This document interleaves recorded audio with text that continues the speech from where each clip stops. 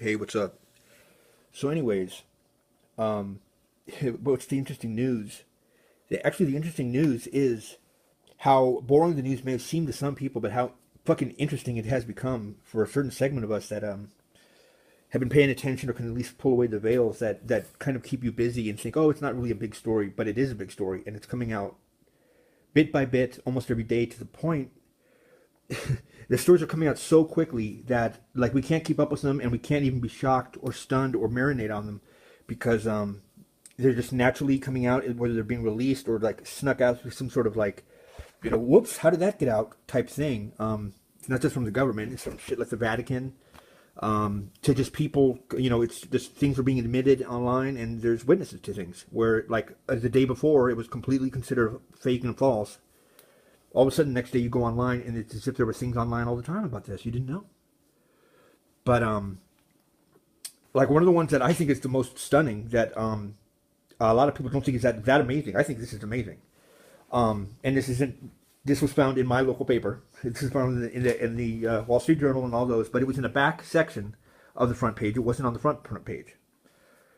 You heard that they found another planet within our solar system, not within the galaxy. I'm talking about like Venus, Saturn, Jupiter. Okay, they just found it. They didn't know it was there, and so they came out with an announcement to let us know that even though we can take pictures of stars and cosmos galaxies from millions and billions of miles away, oh whoa! It turns out that right in front of us or somewhere near us, very little detail given. There's this other planet that we forgot to name it, and we didn't even know it was there. It was hiding behind the moon or something. Okay, that's a big deal. That's a big deal for more than one reason. One, wait a second. Every planet affects the other planet, even within our solar system. We just don't always feel it. I mean, my God, look at astrology. And now you're telling us that we're adding another component to that? And second of all, NASA totally denied that this was even possible 3 years ago when there was a huge segment of people who said, Nibiru, Planet X is coming. And even amongst the conspiracy theorist types, we thought that was the fringe nut element. No, now they're the champions. They knocked it out of the ballpark. They were right on target. They said there's another planet within our solar system. They gave it a name. NASA is calling this planet planet number 9. And they're giving very little details, like they don't know, of how much water is on the planet, and even if there's vegetation, growth, all that shit. They were very close-mouthed about it. It was just a long article about how they found it. They didn't think there would be anything there, and they found it. And that was just the article on the back page. But there's another planet we haven't named within our solar system now. And people are like, that's important. Why it's important, I don't know. But some people, they all have the inside info on certain things.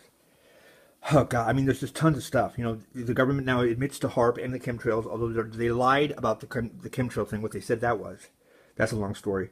But, I mean, this is now stuff. Remember, 2 years ago, people were like, dude, there's no such thing as HARP. Or, dude, those aren't chemtrails. Those are just smoke coming out of the back of a jet.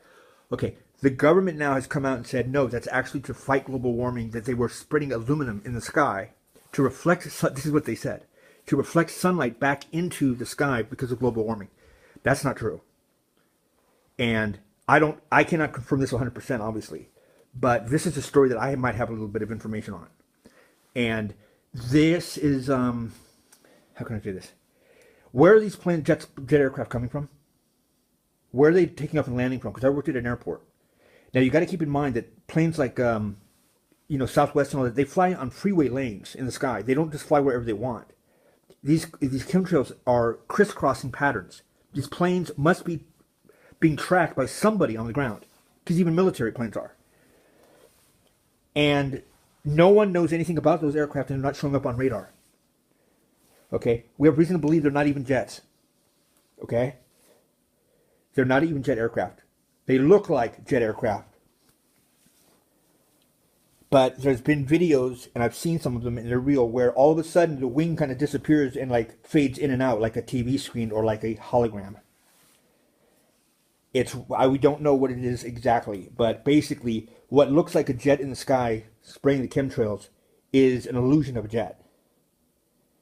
Okay? That's pretty much confirmed too. That's not an opinion.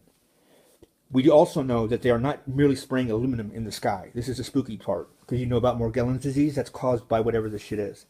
They're releasing what's called MOAT, and that's it stands for something, MOAT.